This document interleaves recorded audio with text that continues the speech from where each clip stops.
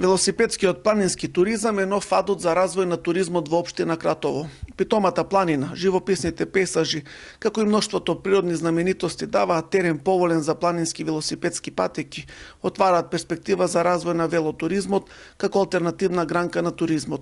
Во природната убавина на Кратовско-Лесновскиот крај, викендов се увери амбасадорот на Словачка и заменик амбасадорот на Украина, кои велигденските празници одлучија да ги поминат во Кратово.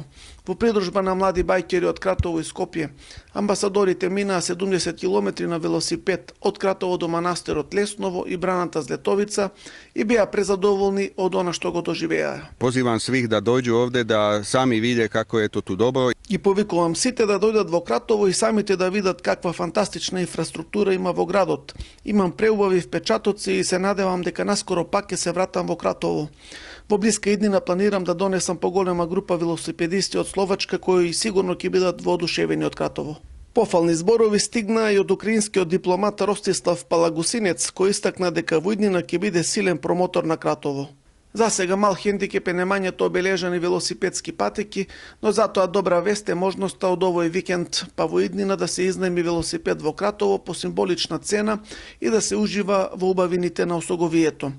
Овде покрај свежината и спокојот што го нуди Осоговието, туристите можат да уживаат во традиционалната кратовска храна, а збогатувањето на туристичката понуда со нови содржини наменети за авантуристите на овој регион може да му донесе нов квалитет во туризмот.